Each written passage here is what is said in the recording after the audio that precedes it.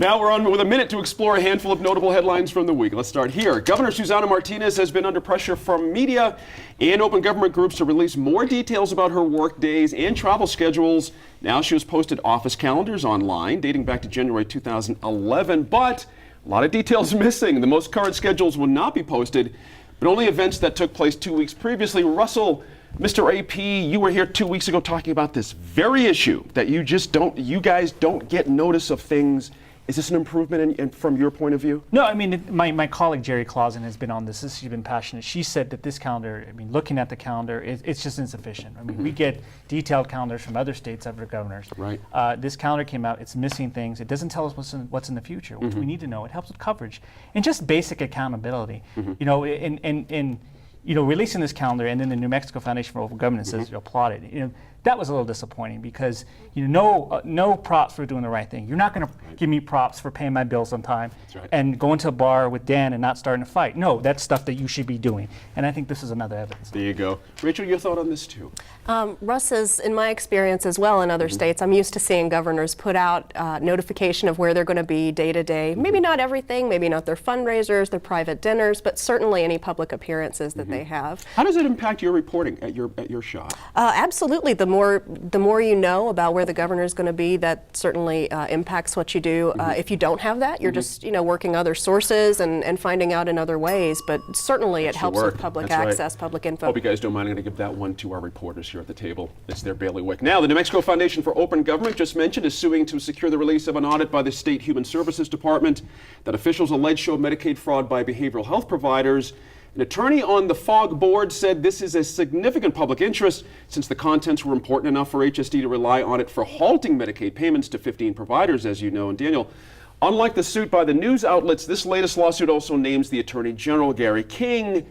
Is there significance in your mind of adding him? That's where it needs to be added. This thing has again been politicized.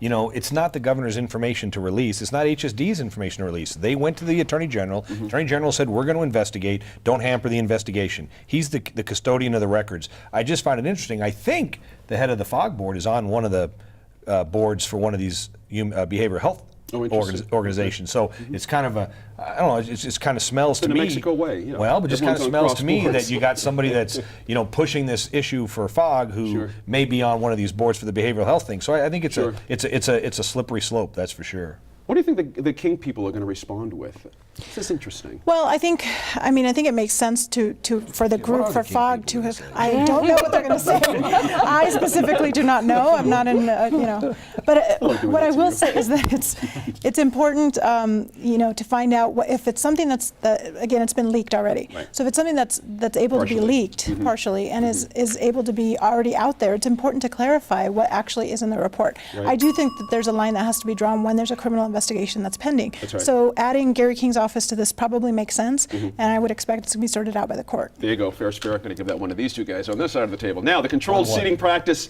in the Los Lunas prison has resulted in a $750,000 settlement between inmates and that facility that still has to be approved by a judge. But at issue is a practice where prisoners were forced to strip down and straddle each other front to back, sitting on a floor, sometimes for hours. The lawsuit, and worse, the lawsuit alleged violation of a constitutional right against cruel and unusual punishment and to due process and equal protection under the law. Russell, apparently a surveillance footage of the incidents in question was destroyed.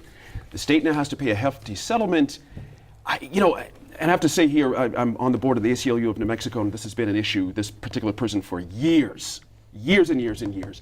What's the ramifications here? Meaning, is that a big enough number to affect change, that 750? That's part of the agreement, and if they do agree to this, the judge approves this, they will change this policy. This is it's been a long story with our corrections department. Right. And this is before, to be fair, Gary Mercantile, the current secretary, came in. And he came in knowing that he had all these problems. This is a holdover from those previous administrations, and this is going to be one of many that he's going to have to tackle. Right. It's disturbing. I hope they're going to take it away from the military. We had to do this exact same thing through boot camp the entire time. Wow. You had to sit for hours. You sit down, spread your legs, the next guy slides all the way up, and you fit 100 people in a room. But here's the thing, I don't mean to... Did you strip? Oh, you usually in your shorts or your underwear. Yep. That's a big difference from naked, though. That's a big difference in urinating. Well, don't get arrested. If you can't go to the bathroom. So, Laura, again, a big enough number to affect change here, 750? Oh, was it 750,000?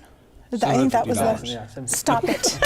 U.S. I knew it was 750,000. I really think that's not a whole lot to Yeah. be able to affect change. I mean, it is a penalty, and I think it's important to continue to revise our system and not have practices like this. I think the difference is that the military, you sign up for that, and we're not talking about the protection against cruel and unusual punishment in the military context. We're talking about the imprisonment context. So I do think that it's something worth looking at and changing. There you go. We're going to do some more of this online. We have a web extra coming up, 3 great subjects. So tune in for that. Thanks again to all of you for being here and your time. I love you being here, Rachel. Good for you. You did great. I want to remember someone who was a past line guest, a pillar of the Albuquerque community. Jane Bloom died this week, in case you haven't heard, after a short battle with leukemia. Jane was the former general manager at public radio station KUNM and an active volunteer there. She launched her own public relations firm, and she was very successful at that. And this year, in fact, she was the first inductee in the Association for Women in Communications Hall of Fame. We will miss her warm personality, her dedication to make this community a better place. I'm going to really miss her. She was a terrific woman. As always, all of us here at New Mexico in Focus appreciate your time and your effort to stay informed and engaged. We love hearing from you, and social media is the best way to do that. Find us on Facebook and Twitter by searching New Mexico in Focus, and you can find archived interviews and bonus material on our YouTube channel and at our website under local productions at newmexicopbs.org. I'm Gene Grant. We'll see you next week in Focus.